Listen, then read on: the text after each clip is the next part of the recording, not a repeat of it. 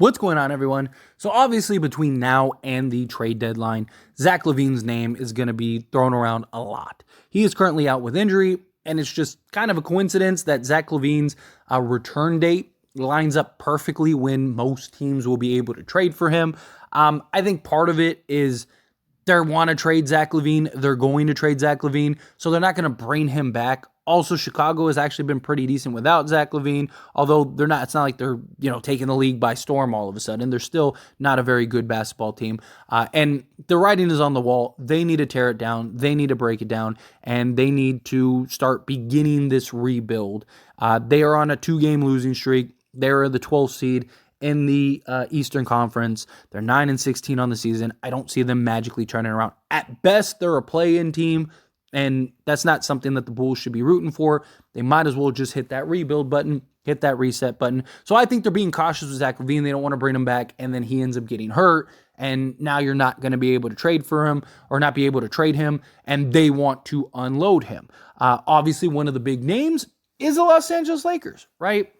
Lakers' name have been thrown around heavily when it comes to Zach Lavine, and there seems to be this narrative going around that there's not many suitors for Zach Lavine outside of the Los Angeles Lakers, right? Many execs seem to believe that the Lakers will be the team to trade for Zach Lavine, that no other team really wants Zach Lavine, not because he's not talented by any stretch, but one, how many teams actually need Zach Lavine, and two, how many teams can go and trade for Zach Lavine without tearing down their entire roster. The Lakers are one of those teams that could use Zach Lavine, have the ability to trade for him while still maintaining their depth, still maintaining their key pieces, and still being able to be a title contender where Zach Lavine could really help elevate that roster.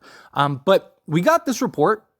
So according to Matt Moore of the Action Network, several executives see Lavine going to the Lakers, and one personnel advisor said, it's going to be LA. He's clutch. They know D'Angelo Russell can't hang for a deep playoff run. No one else is jumping to get Lavine. So again, this is something that's going around. Zach Lavine is also, if you look at various just sources and betting odds and stuff like that, like they all have the Lakers as the favorite to land Zach Lavine. Zach Lavine, more likely than not, if he is traded to a team, very likely might be the Lakers. Now, this is good from a Lakers standpoint because it gives them a ton of leverage, right? Like, why do I have to give up a first-round pick for Zach Lavine when you need to unload him, nobody else wants him, and he's making a ton of salary? So the Lakers may be able to get Zach Lavine for a very cheap price, or maybe you can even use Zach Lavine as leverage to go get Alex Caruso or something, right? Like, could you get Zach Lavine, Alex Caruso, and like an Andre Drummond in this deal? Now, preferably, me personally, I still lean towards DeMar DeRozan, Alex Caruso, and Zach Lavine. But if Lavine can get you to Alex Caruso also, then maybe you kind of pull the trigger on that. Right? Where it's like, okay, well, we're doing you a huge favor. We're taking Lavine's contract. Yes, we want Lavine. Yes, he's a great player, but he's injury prone. He's making $40 million a year. So it ruins our flexibility. We need pieces that we can have long term to where we're not going to have to go and rebuild our roster or have to add new pieces or whatever. We need guys that we have bird rights to that we can keep long term and try to be a contending team for the foreseeable future. So if you could do something where you're giving up D'Lo, Rui, Gabe Vincent, and a couple young guys to go get a Zach Lavine, DeMar DeRozan, and a Andre Drummond, and now you're still 10 to 11 guys deep. You're still the best defensive team in the league. You got a guy in Zach Lavine who could really help lead the charge for the Lakers on the offensive side of things, which the Lakers still clearly need a scorer. They need one badly. I mean, even in that Spurs game, the Lakers went on so many droughts in which they just couldn't score the basketball. When LeBron James gets out of the game, they just can't score the basketball, right? That Dallas game was a great example of that. The Lakers continue to show that they need a trade, right? They do. As much as we like to, or some people like to say they don't, I've maintained all season that they still have holes that they need to address. They still have holes that they need. And one of the holes that they have is just a go-to scorer, a bucket getter, somebody that can close and hit shots down the stretch, somebody that can apply rim pressure. Zach Lavine can do all that. My problems with Zach Lavine is mainly his salary. If Zach Lavine was like a 25 to 30 million a year player, I would say sign me up right now. Go get him. I like DeMar DeRozan a lot. I actually think the Lakers should go for DeMar DeRozan over Zach Lavine, as I mentioned. But one, I don't know if you can get Alex Caruso. So many teams want Alex Caruso, and pretty much every team in the league could trade for Alex Caruso because his salary is only $10 million a year, right? So I think the only way you'd really be able to get Alex Caruso is by taking on Zach Lavine, where it's kind of like, hey, we're doing you a huge favor and taking on so much salary for a guy you're probably not going to be able to trade. So we need something of compensation, right? And instead of you giving up a first or something like that, just give us Alex Caruso and we'll give you a first and everybody wins. So you get off of Lavine's contract, we get Alex Caruso to pair with Lavine. Like, I just think that that's the best approach. But I do like DeMar DeRozan. And something that I've talked about is, like, look, Zach Lavine is more dynamic. Zach Lavine, the ceiling for the Lakers with Zach Lavine is higher than DeMar DeRozan, but I think the floor is higher with DeMar DeRozan than Zach Lavine, right? DeMar DeRozan is constant. Like, you know what you're going to get from him game in and game out, night in and night out, right? I don't think that there's any concern with DeMar DeRozan, with LeBron James and Anthony Davis. I know some people think like, oh, what about floor space stuff? There's more to floor spacing than just shooting threes, right? And DeMar DeRozan's going to provide a lot of floor spacing for the Lakers. And the mid-range shot is so massive when you get to the playoffs because defenses are so focused on closing out on three-point shooters and defending the interior, which leaves that like mid-range, that 15-footer just wide open, and which is why most of the teams that have success and deep playoff longevity all have several mid-range shooters. It's how it goes. Even when the Lakers won the NBA championship, right, in 2020, they weren't a very good three-point shooting team. They were like 26th in the league in three-point percentage. But Anthony Davis was absolute money from the mid-range. You had Danny Green, Kyle Kuzma, right? LeBron James, his mid-range was money that season, right? You had several guys that could hit the mid-range shot. Even Alex Caruso could knock down the occasional mid-range, right? So I think the floor with DeMar is safer. Like, I think DeMar is a safer bet, but I think if Zach Lavine works, he's more athletic, he's more explosive, he applies more rim pressure, which the Lakers could really use, just a guy that could just get downhill and just create and draw fouls. I think that his three-point shooting would go a long way with the Lakers, his ability to slash and just be an athletic lob threat, things like that. Like, I do think that the Lakers' ceiling is higher with Zach Lavine. I think championship is the ceiling with either, but my biggest concern is just his.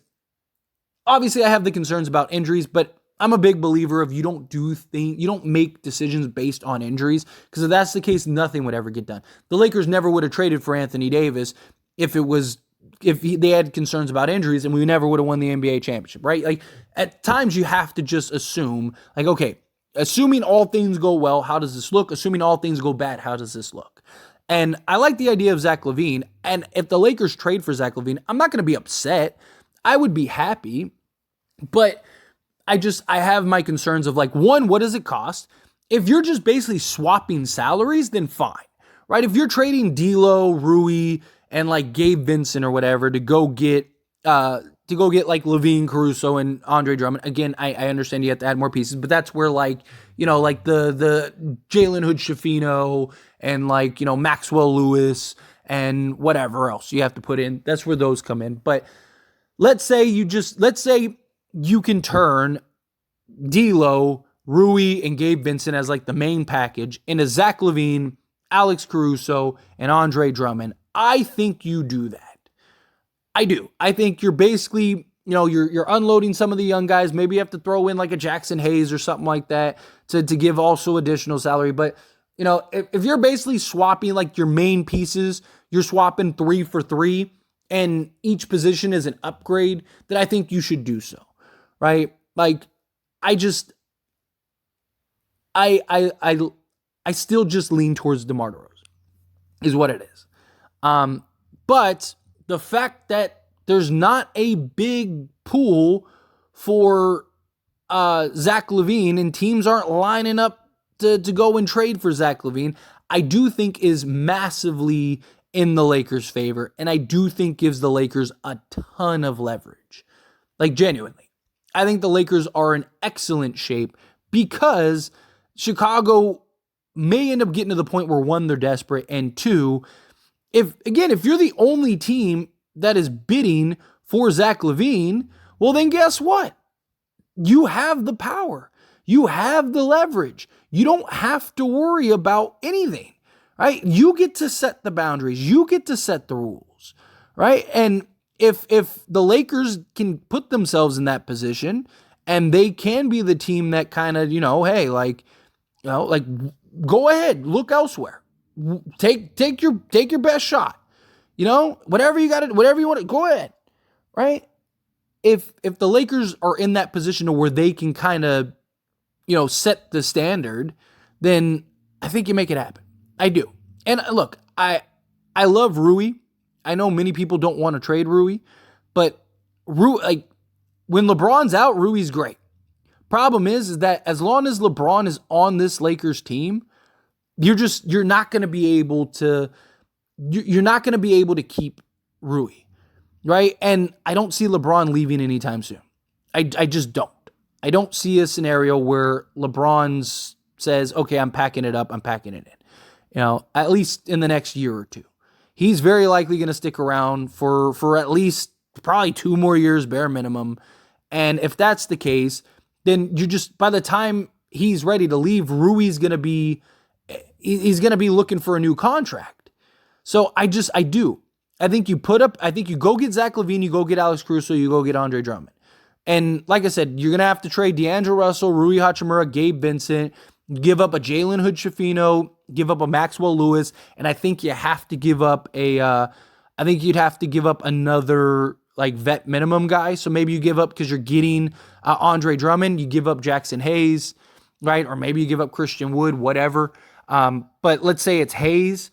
That's enough salary to get you Lavine, Caruso, and Andre Drummond. You throw in the first round pick. I just think the Lakers are better. Because at that point now, what? You have a roster of LeBron, AD, Zach Lavine, Austin Reeves, Alex Caruso, Andre Drummond, Taurean Prince, Jared Vanderbilt, Cameron. I mean, you're 10 you're 10 guys deep, 10, 12 guys deep. You're fine. But anyway, as always, this is a discussion, so I pass the question on to you. Let me know your thoughts and opinions down in the comments below. What do you think? Let me know down in the comments. That being said, if you haven't liked this video, hit that like button. Helps me out a lot. Lets me know you enjoy these types of videos, and I truly appreciate it. If you're not subscribed to the channel, hit that subscribe button. Turn on the bell notifications. Appreciate y'all. See you in the next one. Thank you.